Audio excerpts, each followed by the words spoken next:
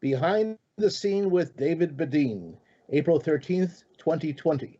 Sitting just outside Jerusalem on the fifth day of Passover, looking at what's going on around us. Everyone is confined to their homes, and this is, of course, what's happening throughout the world. And what we're watching is exactly what the Palestinian Authority are telling their own people about what's going on. The day after Israel granted $20 million to the Palestinian Authority to fight the coronavirus, the day after the World Bank allocated $7 million for fighting the coronavirus, the day after Qatar, the country of Qatar, allocated $150 million to fight the coronavirus in the Palestinian Authority, the Palestinian Authority radio system, the PBC, the Palestine Broadcast Corporation, announced that the Israel is committing war crimes against the Palestinian Arabs because the convicts in the prisons in Israel, Arab convicts, people convicted of murder, have become a headline in the Palestine Broadcast Corporation radio station the last 5 days, with the allegation that Israel is spreading the disease, the coronavirus, amongst the convicts. And the other thing that they're doing is to say that the workers, Palestinian workers who work in factories in Jerusalem, who made matzahs last week, matzot, the unleavened bread that Jews eat during Passover, that the Israel purposely contaminated the matzot, the unleavened bread, with poison, with corona disease, with the coronavirus, so that any of the Arabs working there were being persecuted by Israel and being poisoned, and as they came out of their factories and went to their villages, they carried the virus to their families. Now, if this was only being mentioned on the radio of the Palestine Corporation, Palestine Broadcast Corporation, that would be one thing. As we say, Dayenu, that would be enough.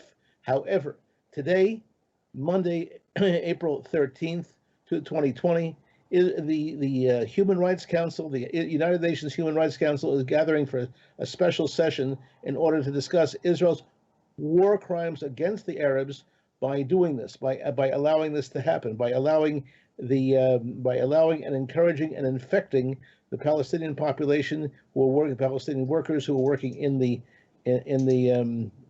factories owned by Israel, and giving these people a way to make a living. Now, all this is featured on our website, IsraelBehindTheNews.com. We have two PhDs who are watching Palestinian TV, listening to Palestinian radio, and reading Palestinian newspapers and official Palestinian websites.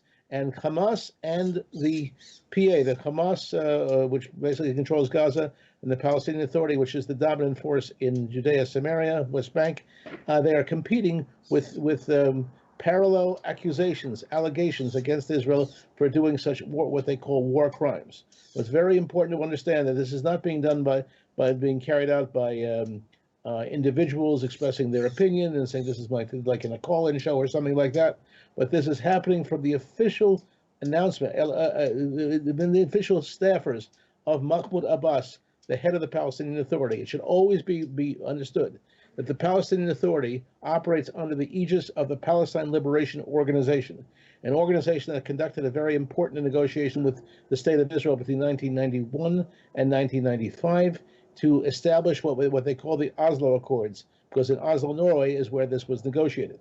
Now, what is not noticed by most people is that the Palestine Liberation Organization, which signed a deal, the initial deal on the White House lawn on September 13th, 1993, never ratified the deal because Yasser Arafat, the late Yasser Arafat, said he couldn't get a quorum. So it was never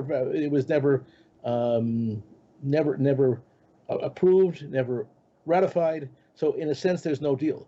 But what's very important to understand in terms of how they get these frequencies, they're very, very sophisticated radio, TV, internet frequencies, about 40 frequencies that the Palestinian Authority and Hamas use. These frequencies belong to the State of Israel, to the government of Israel. And they're using it, the leadership of the PA and Hamas are using it in order to prepare a generation for war and to indoctrinate the generation to think that Israel is poisoning their Arab population. Now, what's important to understand is that there was no contract or anything like that was signed between Israel and the PLO, the Palestine Liberation Organization, to allow them to use these frequencies. The frequencies were agreed on October 1st, 1995, and it is Clause 36 in the Second Oslo Accord. And what it says very clearly is that Israel will simply hand over the frequencies so that they can have a way of communication. At the time, Shulamit Aloni, the late Shulamit Aloni, who was the Minister of Communications for Israel, she conducted a press conference to announce the handover of the frequencies, and she said perhaps the frequencies will encourage the Palestinian Arabs, the Palestinian Authority, the PLO, to create a new Abi Nathan, a Palestinian Abi Nathan. Now, Abi Nathan had been the Israeli who had formed the Voice of Peace radio station in an offshore setting, and to encourage peace between nations, especially between Israel and the Palestinian Arab people. However, it has been used consistently as a way of communicating the message of the PLO, which is the desire to conquer all of Palestine and to expel the Jews. Now, there's a parallel here to the school system which has introduced school books, and we have gone through all 365 school books. You'll see them on our website, israelbehindthenews.com, and the theme of the school books is the liberation of Palestine by force of arms, and most recently introduced new school books which encourage Arab children to emulate those who have murdered Jews and to sing songs in the morning about exterminating the Jews. It's hard to believe, but that's what it is. This is what we found. This is what we found, and you can see again the school books as they're examined and translated on our website, which is called israelbehindthenews.com. And as the coronavirus increases, the money that's flowing into the Arab sector and also into UNRWA, the United Nations Relief and Works Agency, is tremendous. However, we have a question about accountability. At the same time that Israel is as I mentioned before, is providing funds, we've also and the World Bank, and we've mentioned Qatar, and also Turkey is providing funds.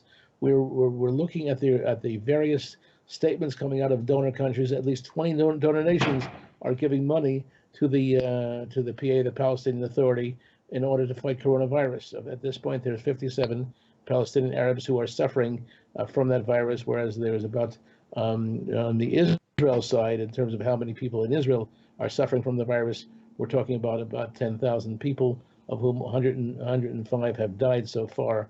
Again, today reporting on April 13th, 2020. Now, the question of the disappearance of funds for health services has been a very important issue over the years. The question of accountability and the question of what happens. And what's very important to understand, to know, is that last night on an investigative news crew from Israel Television started noticing that there's all kinds of fake corona medicines that are flying around, and which have been purchased through, unfortunately, through UNRWA and the Palestinian Authority, who have allowed the medicines to seep into Israel. And we're not sure if all of them are phony, or some of them are phony, but the disappearance of medical equipment is an issue. So as the United Nations gathers, the Human Rights Council gathers today on Monday, April 13th, 2020, our hope is that our listeners will be aware of what's being brought to the attention of the United Nations, and to make your voices clear. Now, what's very important to understand is that UNRWA, the United Nations Relief and Works Agency, which controls 59 refugee camps around the Middle East, 19 of which are within Judea, Samaria, and Gaza, is supported by 67 donor nations, 20, and we have the stats on the support on our website, israelbehindthenews.com, and also on the front page of our website, the 20 leading nations.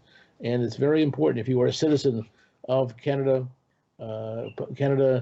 Ireland, Spain, France, Italy, Germany, Belgium, Holland, Norway, the UK, Sweden, or Finland, you are a major supporter of the education and of the infrastructure of both the Palestinian Authority and of UNRWA.